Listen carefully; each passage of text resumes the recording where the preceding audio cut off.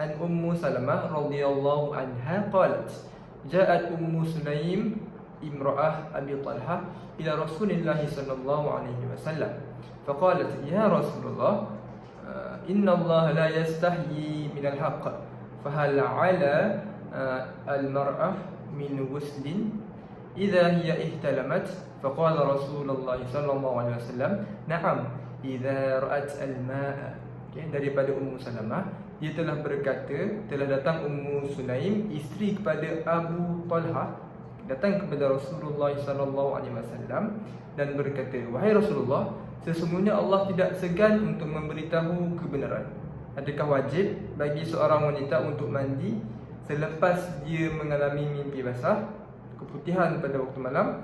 Rasulullah sallallahu alaihi wasallam jawab, ya, jika dia melihat keluarnya cairan.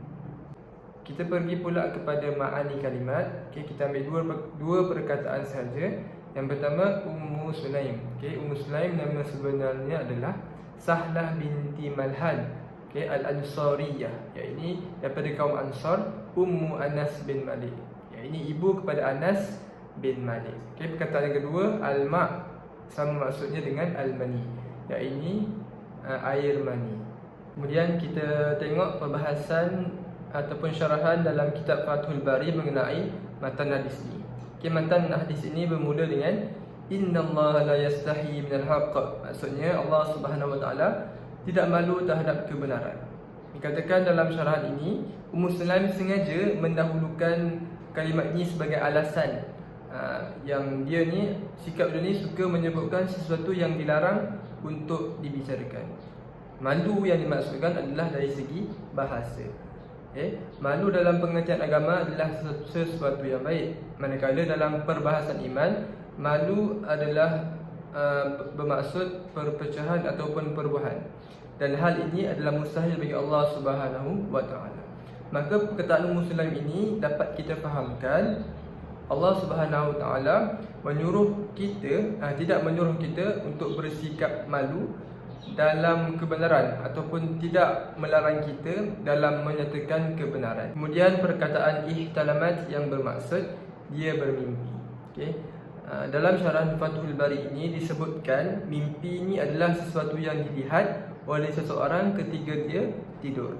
Dan mimpi dimaksudkan adalah mimpi yang khusus, iaitu mimpi melakukan hubungan intim. Dalam riwayat Ahmad daripada Ummu Sulaim bahawa ia berkata, wahai Rasulullah sallallahu alaihi wasallam, apabila seseorang wanita bermimpi melihat suaminya bersetubuh dengannya, apakah ia harus mandi? Kataan seterusnya adalah iza ra'at al-ma'a. Maksudnya jika ia melihat air. Maksudnya ia melihat air mani setelah terbangun. Dalam riwayat Al-Humaydi daripada Safwan daripada Hisham disebutkan, jika salah seorang wanita di antara kamu melihat air mani, maka hendaklah ia mandi. Ia menambah, Ummu Salamah berkata, apakah wanita juga bermimpi?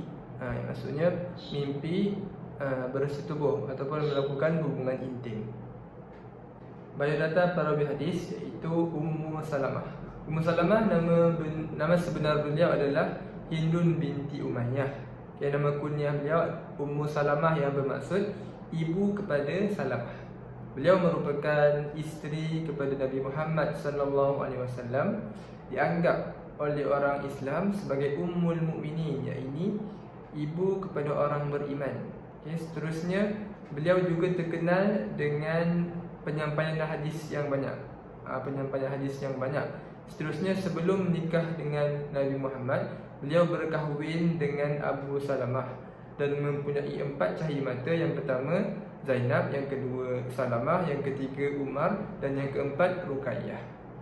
Min fu'alul hadis, yang pertama, wajib ke atas wanita untuk mandi wajib sekiranya keluar air mani dan dia nampak air mani tersebut.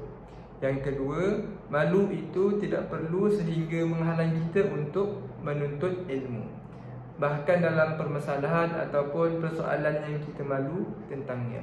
Yang ketiga, kelebihan Ummu Salamah ialah beliau bersungguh-sungguh. Beliau mempunyai kesungguhan berkenaan fiqh dalam agama, dan beliau juga mempunyai adab yang baik.